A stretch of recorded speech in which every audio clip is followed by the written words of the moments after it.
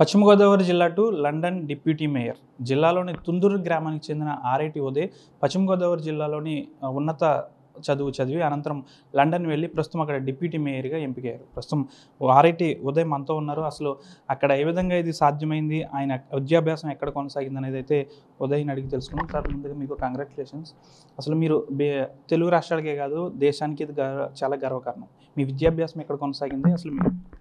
ముందుగా ఆర్టీవీ ప్రేక్షకులు నమస్కారం. అట్లా పెద్దలు సిఎస్ఎన్ గారు, college founder, CSN education institution principal గారు, సత్యనారాయణ గారు, తదితరులు. అంటే అంటే ఒక జస్ట్ చిన్న లండన్ డిప్యూటీ మేయరే, బట్ సెంట్రల్ లండన్లో కెన్సిటన్ చెల్సీకి డిప్యూటీ మేయర్. జస్ట్ ఒక క్లారిటీ అది. నేను చదివింది ఫస్ట్ సెయింట్ మేరీస్లో చదివాను, తర్వాత హైదరాబాద్ వెళ్ళాను. ఎందుకంటే టెన్నిస్ ఆడేవాడిని. నేను ఏపీ స్టేట్ క్యాప్టెన్ చేశాను, అప్పుడు యునైటెడ్ ఏపీ కదా. అట్లానే నేషనల్స్ కూడా ఆడాను. ఇంటర్నేషనల్స్ ఇండియాలో ఆడేగాని బయట కాదు. సో తర్వాత ఇంటర్మీడియట్ అక్కడ చదవడం జరిగింది. అయితే నిజాం కాలేజ్లో ఎన్రోల్ అయ్యాను, కానీ నాకు కొంచెం అడ్మినిస్ట్రేటివ్ ఎర్రర్, అలాగే టెన్నిస్ టోర్నమెంట్స్కి అలౌ చేయకపోవడంతో నేను కేజీఆర్ కాలేజ్కి జాయిన్ అవ్వడం జరిగింది, ట్రాన్స్ఫర్ అవ్వడం భీమవరంలో. సో ఆల్దో చేసినా నాకు మేనేజ్మెంట్ చాలా కోఆపరేట్ చేశారండి. ఎందుకంటే నేను ఆల్మోస్ట్ 365 డేస్లో ఒక 300 డేస్ టూర్స్కి వెళ్ళేవాడిని. టెన్నిస్ టూర్ అనో లేకపోతే ఏదో సంథింగ్ రిలేటెడ్ టు టెన్నిస్ వెళ్ళేవాడిని. సో దానివల్ల నాకు ఆ ఎక్స్పోజర్ పెరిగి, ఆ కాంటాక్ట్స్ పెరిగి, నా ప్రొఫెషనల్ కెరియర్ పెరిగి, దానివల్ల నాకు ఇంటర్నేషనల్ స్కాలర్షిప్ రావడం జరిగింది. సో మాస్టర్స్ అక్కడ చదవడం జరిగింది. అంటే అక్కడ చదువుతూ అక్కడ ఏమన్నా జాబ్ చేస్తారా సార్? అంటే ఫస్ట్ నాకు అడ్వాంటేజ్ ఏంటంటే నేను స్కాలర్షిప్ మీద వెళ్ళా. నేను చేసింది కూడా university of Strathclyde. It's almost like IIT IIM type group, అంటే టాప్ లీగ్ యూనివర్సిటీ. అక్కడ ఆబ్వియస్లీ యూనివర్సిటీకే టెన్నిస్ అండ్ క్రికెట్ ఆడేవాడిని. అట్లానే కాక టెన్నిస్ కోచ్ కింద పనిచేసేవాడిని.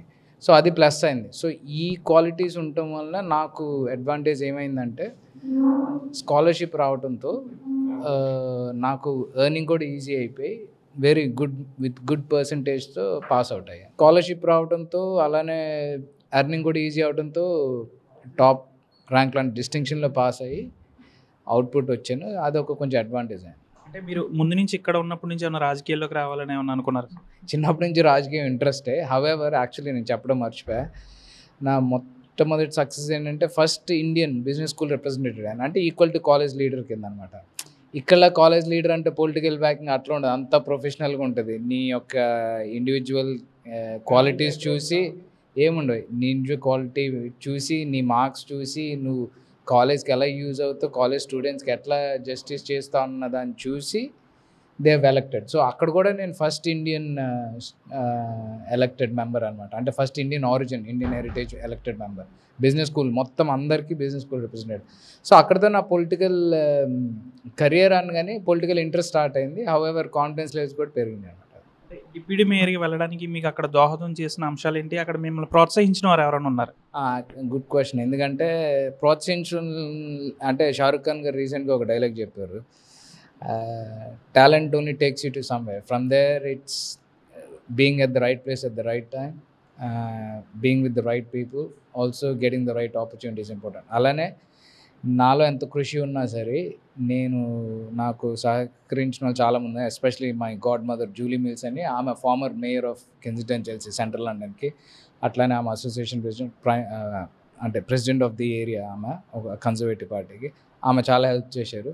అట్లానే నా సిన్సియర్ అంటే ఇండియన్స్కి ఆటోమేటిక్గా చిన్నప్పటి నుంచి అనలిటికల్ స్కిల్స్ అవి ఎక్కువ. సో నేను బ్రెగ్జిట్ క్యాంపెయిన్ అది పనిచేసినప్పుడు డేవిడ్ క్యామరన్ గారు వాళ్ళ టీంలో నా స్ట్రాటజీస్ కానీ నా అనలిటికల్ థింకింగ్ చూసి వాళ్ళు ఇంప్రెస్ అయ్యారు.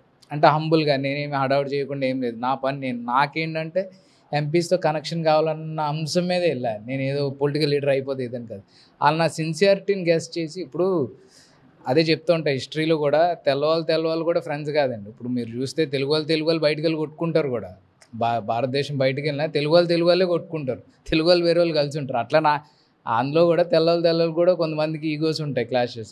దానివల్ల నాకేంటంటే ఏదైతే క్రీమ్ లేయర్, మంచి లేయర్, అంటే for the party, for the country గురించి బ్రాడ్ థింకింగ్ ఉన్న వాళ్ళు నాకు చాలా హెల్ప్ చేశారు.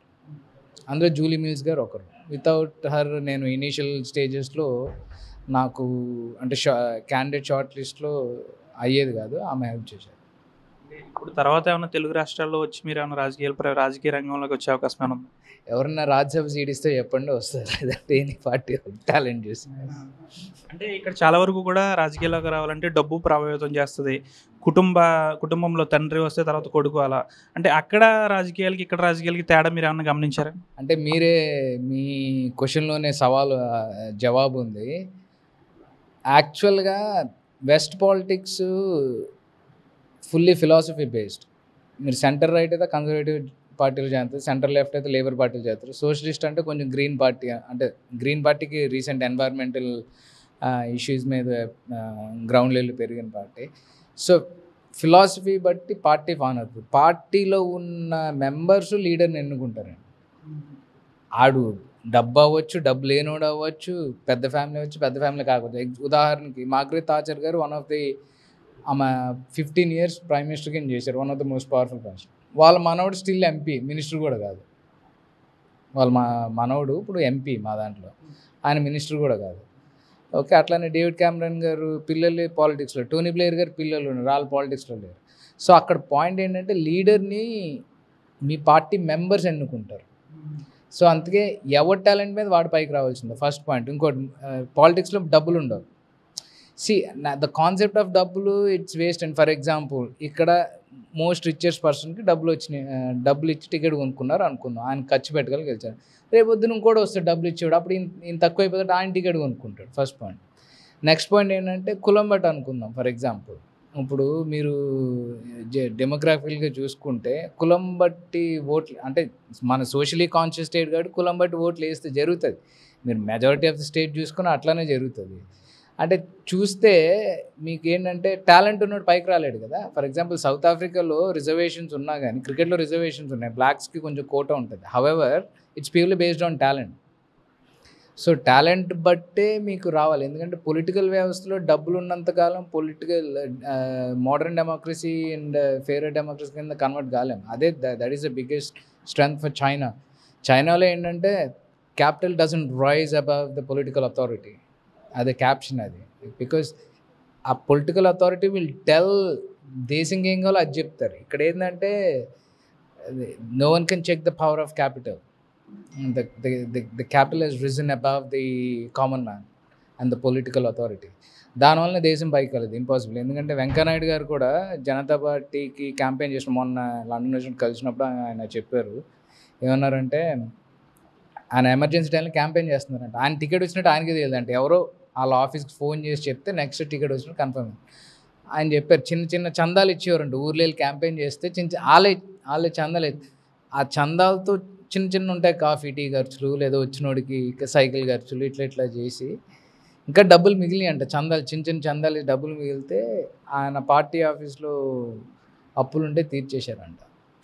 అంటే ఏ రోజైతే మనీ పాలిటిక్స్లోకి వచ్చిందో ద హోల్ పొలిటికల్ ఫ్రేమ్వర్క్ అంతా ఖరాబ్ అయిపోయింది. సో దానివల్ల ఉపయోగం లేదు, దేశానికి ఉపయోగం లేదు. అదొకటిని ద వాల్యూ ఆఫ్ ల్యాండ్. మాకు వాల్యూ ఆఫ్ ల్యాండ్లో ఒక మెట్రిక్స్ ఉంటుంది.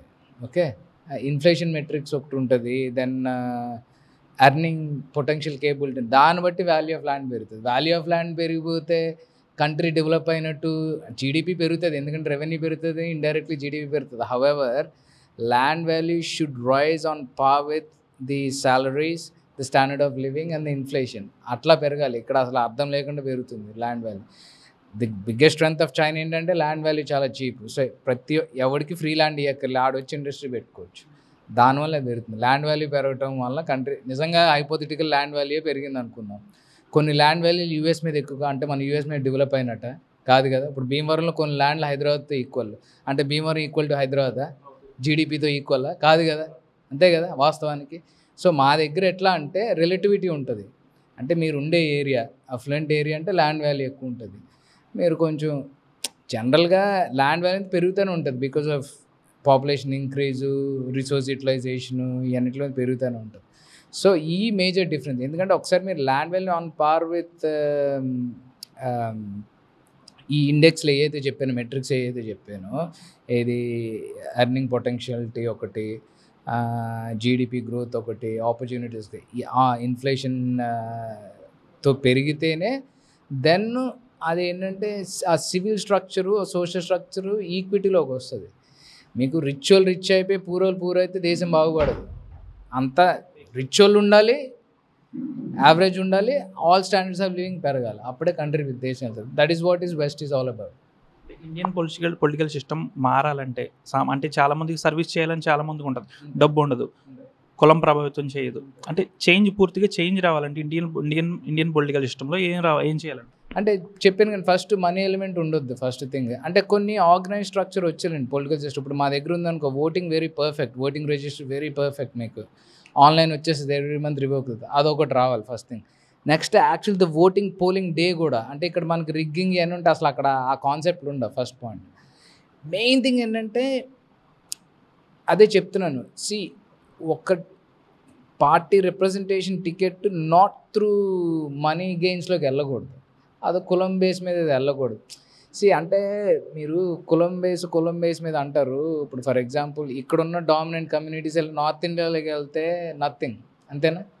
అట్లనే north India dominant community south ఇండియాకి వస్తే నథింగ్ కదా. సో ఇప్పుడు నేను నార్త్ ఇండియాకి వెళ్తే నా కులం అడగరు, నేను తెలుగువాడిని చూస్తారు. ఆటోమేటిక్గా నాకు ఏ కులం నన్ను తెలుగుగానే చూస్తారు, ఎందుకంటే ఎస్పెషల్లీ తెలుగు సినిమా ఇంపాక్ట్ చాలా ఉంది కాబట్టి. సో కులం ఒకటి మనీ లేనప్పుడు కొంచెం వ్యవస్థ మారుతుంది.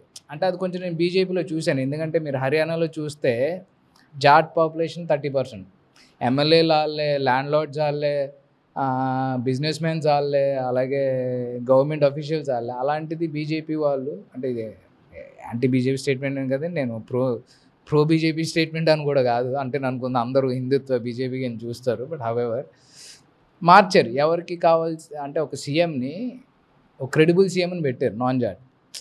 అంటే ఆ పొలిటికల్ సిస్టమ్ చేంజ్ అయితే గ్రోత్ వస్తుంది. ఎందుకంటే మీరు తమిళనాడులో చూస్తే, మన ఏపీ తెలంగాణ అంతా మీరు చూసినట్టయితే జయలలిత గారు నాన్ తమిళియన్, ఆమె కన్నడిగ బ్రాహ్మణ, ఆమె సీఎం చేశారు. అలాగే ఇప్పుడు మీరు ప్రజెంట్ సీఎం చూస్తే వాళ్ళ రూట్స్ తెలుగు ఉన్నాయి, వాళ్ళు చిన్న క్యాస్ట్ యాక్చువల్గా, వాళ్ళు అవుతున్నారు కదా. బట్ మీరు ఈకో సిస్టమ్ చూడండి, Tamil Nadu very well advance. Okay, అలానే మీరు మహారాష్ట్రలో చూస్తే ఫర్ ఎగ్జాంపుల్ బాల్ ఠాక్రే, శివసేన గారు చాలా ఇన్ఫ్లుయెన్స్ ఉంటుంది వాళ్ళ అంటే ఇప్పుడు ఏదో ఇంటర్నల్ స్పీట్ వచ్చింది కానీ ఆయన సీకేపీ చంద్ర కాయస్థు ప్రభు అంటారు, అంటే కాయస్థులు. వాళ్ళు చూసారు, వాళ్ళు minority committee, but they still ruling and Maratha pride మీద రూల్ చేస్తుంది. సో ఏంటంటే ఫ్యామిలీ సెంటిమెంట్, ఇప్పుడు టీఆర్ఎస్ ఎట్లా ఒక టైంలో రూల్ చేసిందో తెలంగాణలో, ఆ రీజనల్ సెంటిమెంట్ ఉండొచ్చు కానీ త్రూ కాస్ట్ మనీ మీన్స్ ఉండదు. అది అట్లా. అది టోటల్గా ఇప్పుడు ఇండియాలో ఈవీఎంకి సంబంధించి ఒక ఇష్యూ ఒకటి జరుగుతుంది. అంటే ఈవీఎం బెటరా లేకపోతే మామూలుగా వేసే ఓటింగ్ బెటరా అనేది? అంటే it's a very good point. అంటే మాకు స్టిల్ మాన్యువల్ అండి, యూఎస్లో కూడా మాన్యువలే. అంటే ద మాస్ కౌంటింగ్ ఇండియాలో ఎక్కువ, 1.4 బిలియన్ పీపుల్. సో ప్రాక్టికాలిటీ కూడా ఒక అంశం వస్తుంది. యాక్చువల్లీ ఈవీఎంలు చేసిందే కాంగ్రెస్ గవర్నమెంట్, వాళ్ళు ఎగెన్స్ట్ అయితే ఎట్లా, అది తప్పది. అలాంటప్పుడు చేయకూడదు. ఫస్ట్ వాళ్ళు చేసి మళ్ళీ ఇప్పుడు వాళ్ళకి డిసడ్వాంటేజ్ అని ఓకే అంటున్నారు, రేపు పొద్దున అడ్వాంటేజ్ అయితే ఇది అట్లా వర్కౌట్. ప్రాక్టికాలిటీ మెజర్ ఒకటి తీసుకోవాలి. మాకు మాన్యువల్ ఎందుకు చేస్తారంటే, మాకు ఎలక్షన్ అయిన రోజునే కౌంటింగ్, నేషనల్ ఎలక్షన్ అన్నా, లోకల్ ఎలక్షన్ అన్నా, ఇంటర్నల్ పార్టీ ఎలక్షన్ అయినా సరే సేమ్ డే కౌంటింగ్ మాకు. సో ఆ ప్రాసెస్, ఆ స్ట్రక్చర్ ఏదైతే ఉంటుందో, వైబిలిటీ అండ్ ఫీజిబిలిటీ చాలా ఈజీ. ఓకే, మీరు కౌంటింగ్ చూసుకుంటే మాకు మాన్యువల్ బ్యాలెట్ బాక్స్లు వస్తాయి, అందరు నుంచుంటారు, అందరు పార్టీ ఏజెంట్స్ నుంచుంటారు, బ్యాడ్జెస్ ఉంటాయి, కెమెరా ఉంటుంది పైన కౌంటింగ్కి. సో ఏదన్నా ఫ్రాడ్ జరిగింది లేదా మిస్ కౌంటింగ్ జరుగుతుందంటే రెట్రోస్పెక్టివ్గా ఇన్వెస్టిగేట్ చేస్తారు విత్ కెమెరా. ఆ సిస్టమ్ వస్తే ఫర్ ఎగ్జాంపుల్ ఓటర్స్కి వెళ్ళి మీద ఓటర్ ఐడి చెక్ చేస్తారు, దాన్ని మ్యానిపులేట్ చేయడానికి లేదు ఓటర్ ఐడిని, చాలా ఈజీ అక్కడ. సో అలాంటి ఫర్ ఎగ్జాంపుల్ మనకి ఇక్కడ ఉందనుకోండి, త్రూ బ్లాక్ చైన్ ద్వారా మనం ఓటర్ రిజిస్ట్రేషన్ చేసాం అనుకోండి, అంటే థంబ్ ప్రింట్ నేను ఎంకరేజ్ చేయను, thumb print, or some sort of mechanism where you can prove ఈ ఓటర్ ఈయనే అన్నది ప్రూవ్ చేయగలిగితే అది సరిపోతుంది. సో ఈవీఎంలు హ్యాక్ చేయగలిగే కెపాసిటీ ఉందంటే అదొక మిత్ అవ్వచ్చు, ఓకే, ఒక కన్స్పిరసీ థియరీ అవ్వచ్చు. హవెవర్ పాసిబిలిటీస్ ఉంటాయి, కాదనట్లేదు. బట్ ప్రాక్టికాలిటీ ఏం చెప్పండి, మళ్ళీ మాన్యువల్కి వెళ్దామా, మీ ఫ్రేమ్వర్క్ చేయగలరా కరెక్ట్గా, అంటే ఎవరికాలు ప్రింట్ చేయలే అన్న మీరు ఆ అష్యూరెన్స్ ఇస్తే ఓకే. సో మీకు మాస్ స్కేలింగ్ అంటే నేను చెప్పేది అంటే ఎలక్షన్ అయినండి ఇమీడియట్ కౌంటింగ్ జరగాలి, అది చాలా అడ్వాంటేజ్. ఉదయ్ ఇంత మంచి పొజిషన్లో ఉన్నందుకు చాలా హ్యాపీగా ఉన్నాం.